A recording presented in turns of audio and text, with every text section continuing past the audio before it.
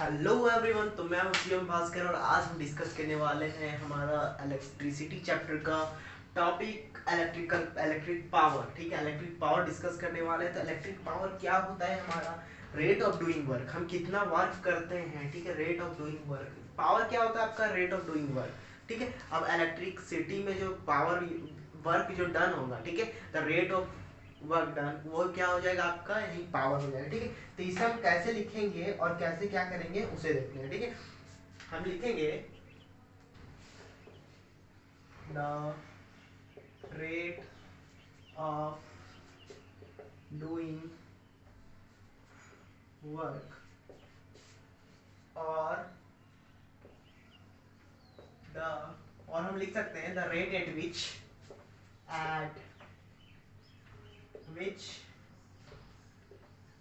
Work is done. ठीक है, rate at which work is done या rate at which energy is produce या rate at which energy is produced. या ठीक है, हल्का से यहाँ पर दोनों चीज सेम हो गई, इसलिए rate at which energy is produced, energy is produced और क्या कंज्यूम्ड। ठीक है, is called is called electric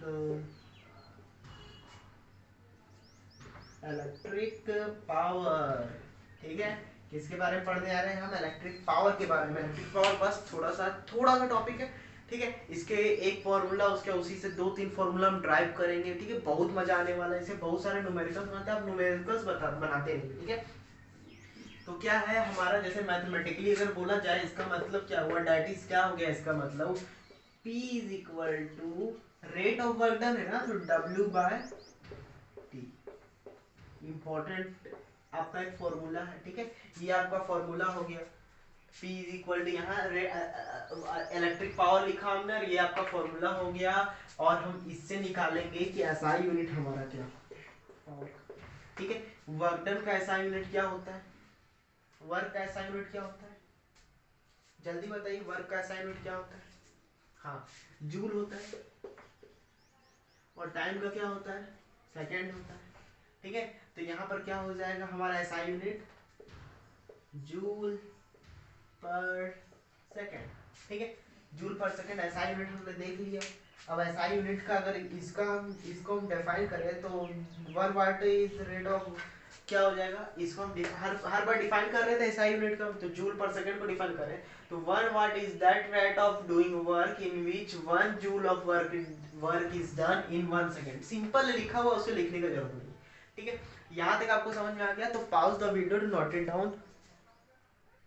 तो आपने नोट कर लिया। अब हम पढ़ने जा रहे हैं formula for calculating electric power. ठीक है, इलेक्ट्रिक पावर को हम कैसे, बहुत सारे फॉर्मूला होते हैं उसे हम डराइव करेंगे, कैसे कैलकुलेट करते हैं उसके बाद। सबसे पहला फॉर्मूला हमने देखा था, सबसे फर्स्ट में क्या फॉर्मूला देखा था कि power is equal to work done by time. हमने देखा। ठीक है, वर्क डन बाय टाइम, हमने ये फॉर्मूला देखा था। और हमें और कुछ पता है, उसे आप ध्यान में रखिए। ठीक है, हमने बहुत चीज पढ़ा, अभी फॉर्मूला इधर लिखेंगे। ठीक है, ड्राइव कर रहे हैं, यहाँ समझेंगे।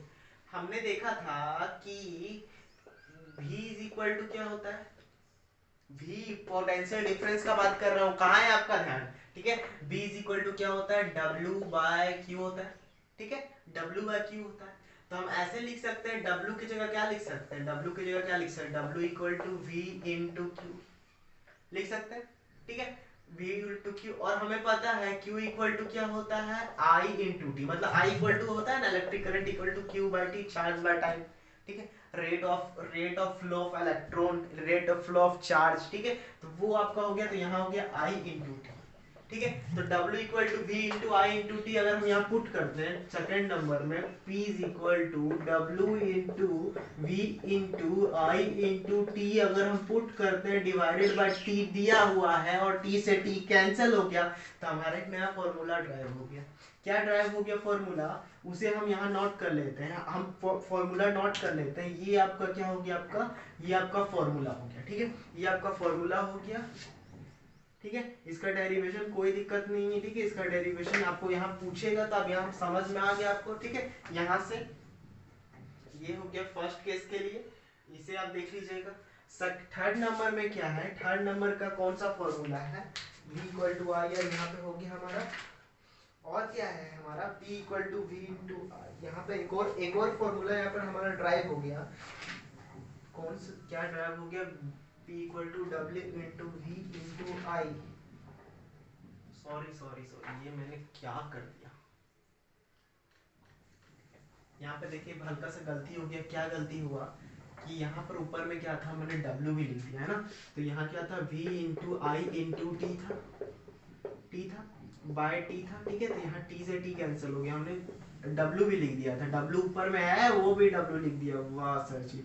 चलिए यहाँ पर क्या हो जाएगा आपका V इक्वल टू क्या हो जाएगा, V आई टी था तो V और I बचेगा, तो P इक्वल टू वी आई, ठीक है। यहाँ से वी आई फॉर्मूला आ गया, ठीक है, वो फॉर्मूला हमने देख ली। अब हम क्या करेंगे, P क्या होता है, P इक्वल टू, अब हम ओम्स लॉ से, ठीक है, अब हम एक और यूज करेंगे, ओम्स का लॉ यूज करेंगे, ओम्स का लॉ यूज करके हम यहाँ फॉर्मूला निकालेंगे, ठीक है। तो ओम्स का लॉ यूज करेंगे तो V equal to I R होता है ओम्स लॉ से, ठीक है, थर्ड नंबर के लिए, ठीक है।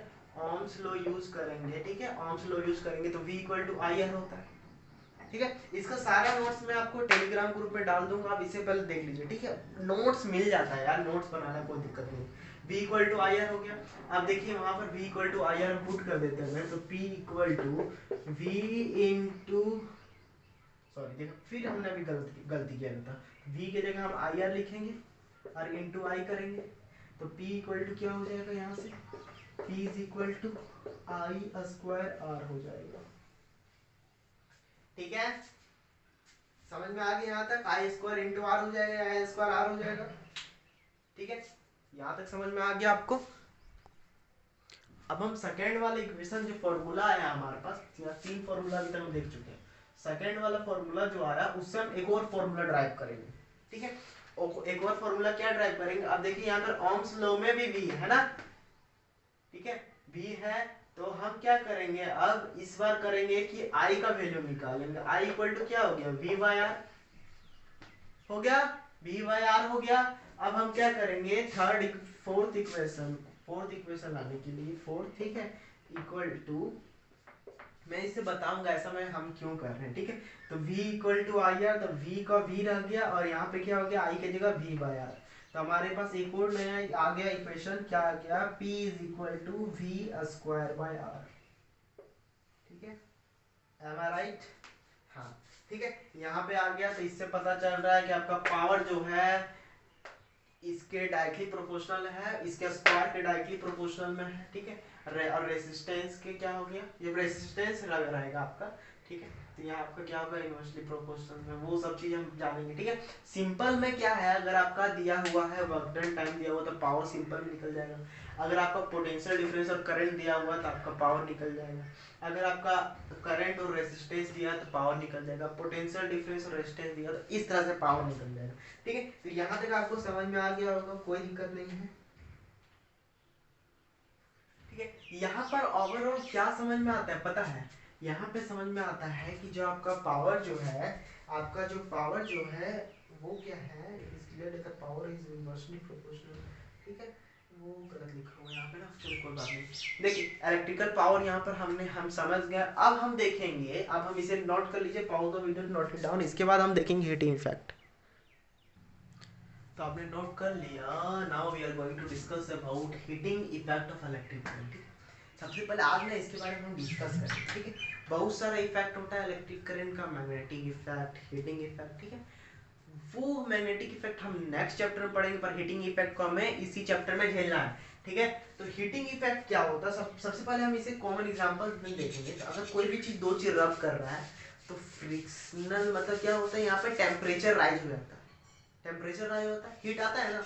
तो अब बताइए, उतना सारा इलेक्ट्रॉन अगर एक ही डायरेक्शन में जा रहा है, कोई चीज अपोज कर दिया कर रहा है, ठीक है, कोई चीज से अपोज कर रहा है, बार बार अपोज कर रहा है, ठीक है, अपोज कर रहा है, तो वो क्या हो जाएगा आपका, क्या हो जाएगा, हीट हो जाएगा। ठीक है, वही हम देखने जा रहे हैं। जैसे कि यहाँ पे अगर कोई रेसिस्टेंस है, रेसिस्टेंस क्या करता है, अपोज करता है कोई भी चीज को। ठीक है, तो यहाँ पर मान के चलो इलेक्ट्रॉन आपका जा रहा है, इलेक्ट्रॉन जा रहा है, इलेक्ट्रॉन जा रहा है। ठीक है, इलेक्ट्रॉन जा रहा है, इलेक्ट्रॉन जा रहा है, इलेक्ट्रॉन जा रहा है।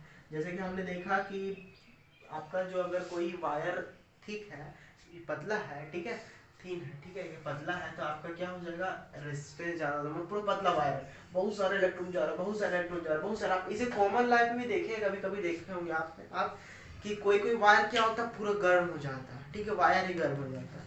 ठीक है, अब चार्जर है, चार्जर गर्म हो जा रहा है। ठीक है, फोन गर्म हो जा रहा है, तो सारा heating effect of electric current ही है। ठीक है, फोन चला रहे, फोन गर्म हो जा रहा है। ठीक है, रेजिस्टेंस ज्यादा हो जाने के कारण जो आपका इलेक्ट्रॉन है, due two electron collision, electron का कॉलिजन के कारण, ठीक है, वो क्या होता है, कॉलिजन के कारण और वाइब्रेट करता है, जो इलेक्ट्रॉन वाइब्रेट कर रहा है बार बार, उसी कारण हीट एनर्जी जनरेट हो जाता है। इलेक्ट्रिकल एनर्जी जो आपका है, इलेक्ट्रिकल एनर्जी जो है आपका हीट एनर्जी में चेंज हो जाता है, इसी कारण से हीटिंग इफेक्ट हो जाता है। ठीक है, तो हीटिंग इफेक्ट हमने समझ लिया कि हीटिंग इफेक्ट क्या है। उसका डेफिनेशन, एक्यूरेट डेफिनेशन आप कहीं से भी खोज के कमेंट बॉक्स में लिखिए। ठीक है, चलिए अब हम देखेंगे, अब हम आगे देखेंगे कि इसका कैलकुलेशन कैसे करेंगे। ठीक है, हीटिंग इफेक्ट का कैलकुलेशन कैसे करेंगे। ठीक है, तो हमारे पास सबसे पहला एक फॉर्मूला है W equal to Q into V. अब ये फॉर्मूला कहाँ से आया, अमाउंट ऑफ वर्क का फॉर्मूला कहाँ से है भैया, ये देखिए V equal to W by Q है। तो यहाँ से अगर हम क्यू को यहाँ कर देंगे तो ये आपका हो गया। यहाँ तक क्लियर, यहाँ तक क्लियर है आपको। ठीक है, यहाँ तक क्लियर है। अब देखिए यहाँ पे Q है और यहाँ V है। ठीक है, अब हमें इसका फॉर्मूला लाना है, तो सबसे पहले हमें पता है I is equal to electric current is the rate of flow of electron, rate of flow of charge. ठीक है, ये हो गया। अब V के जगह अगर ओम्स लॉ से हम करंट निकाले तो V इज इक्वल टू क्या होता है, IR होता है। ये चीज को हम यहाँ पे, यहाँ Q लिखा हुआ है, तो Q इक्वल टू IT, तो हम इसे यहाँ पुट कर देंगे। ठीक है, तो हमारा जो वर्क डन है किस में आ जाएगा, इलेक्ट्रिक करंट, रेजिस्टेंस और टाइम में आ जाएगा। ठीक है, तो सब यहाँ पर हम क्या करेंगे, Q के जगह हम क्या लिखेंगे, I और T, और V के जगह क्या लिखेंगे, I और R लिख दिए। अब क्या है, यहाँ पर I स्क्वायर हो जाएगा इंटू R हो जाएगा और इंटू T हो जाएगा। ठीक है, R हो जाएगा, हाँ ठीक है, इलेक्ट्रिक R हो जाएगा और T हो जाएगा। यहाँ पर बहुत इंपॉर्टेंट चीज है कि यहाँ पर हम निकाले हैं वर्क डन, कोई वर्क हुआ होगा, वर्क डन हुआ होगा, लेकिन हम एज्यूम करेंगे कि सारा वर्क डन जो है हमारा हीटिंग इफेक्ट में यूज हो गया। रेजिस्टेंस ज्यादा होगा, रेसिस्टिविटी ज्यादा होगा, रेजिस्टेंस ज्यादा होने के कारण सारा जो इलेक्ट्रॉन अपोज कर रहा है, बहुत ज्यादा अपोज कर रहा है, तो हीटिंग इफेक्ट में सारा आपका वर्क डन हो गया। ठीक है, तो W की जगह हमारे पास क्या आ जाएगा, H equal to I square into R into T. ठीक है, यहाँ तक क्लियर हो गया, हीटिंग इफेक्ट आपका कंप्लीट हो गया। अब हम देखेंगे कि हीटिंग इफेक्ट कहाँ क्या क्या होता है। अब यहाँ पर हम एक चीज देखेंगे कि जो हीटिंग इफेक्ट है, हीटिंग इफेक्ट जो हीट निकलेगा वो आई स्क्वायर के डायरेक्टली प्रोपोर्शनल में है, रेजिस्टेंस के डायरेक्टली प्रोपोर्शनल में है, और टाइम के डायरेक्टली प्रोपोर्शनल में। यहाँ पर तीन चीज जो लिखा है ना, बहुत इंपॉर्टेंट चीज लिखा है, इसे आप ध्यान से समझ लीजिए कि इसका मतलब क्या है।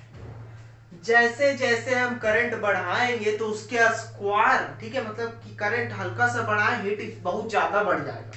ठीक है, रेजिस्टेंस का बात करें, रेजिस्टेंस बढ़ाएंगे, आपका रेजिस्टेंस जैसे ही हम बढ़ाएंगे तो क्या बोलते हैं, रेजिस्टेंस हम जैसे ही बढ़ाएंगे तो आपका क्या हो जाएगा कि इलेक्ट्रॉन को ज्यादा अपोज करने लगेगा। ठीक है, इलेक्ट्रॉन ज्यादा अपोज करने के कारण क्या होगा, हीटिंग इफेक्ट ज्यादा होगा, हीट ज्यादा निकलेगा, हीट एनर्जी ज्यादा निकलेगा। टाइम है, अब वही चीज को अगर हम लंबे समय तक कर दिए तो ज्यादा एनर्जी हुआ ना। ठीक है, अब हम 1 घंटा काम कर रहे हैं और 10 घंटा काम कर रहे हैं, 1 घंटा में जो वर्क डन होगा और 10 घंटा में जो वर्क डन होगा अलग होगा, 10 घंटा में कम होगा नहीं, 10 घंटा में ज़्यादा होगा, ठीक है। तो 10 आवर है तो वो उसमें ज़्यादा वर्क डन होगा, 1 आवर है तो उसमें कम वर्क डन होगा, कम हीट निकलेगा। अब हम आग लगा दिए हैं, अब आग से हीट निकल रहा है, टेम्परेचर चूल्हा चला दिए, ठीक है।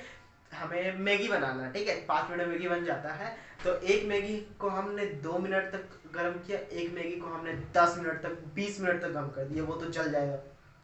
तो ज़्यादा टेम्परेचर के कारण एनर्जी ज़्यादा आ गया, और सॉरी ज़्यादा टाइम में एनर्जी ज़्यादा है और कम टाइम में एनर्जी कम, ठीक है। यहाँ तक क्लियर हो गया। अब हमें हीटिंग इफेक्ट से बचने के लिए हम यूज करते हैं फ्यूज को, ठीक है। फ्यूज का यूज करते हैं, और बल्ब में क्या होता है, यही कारण से क्या होता है, जो बल्ब होता है हमारा ऐसे करके होता है, ऐसे करके, जो अंदर में ऐसे टंगस्टन लगा हुआ होता है, ठीक है, ऐसे करके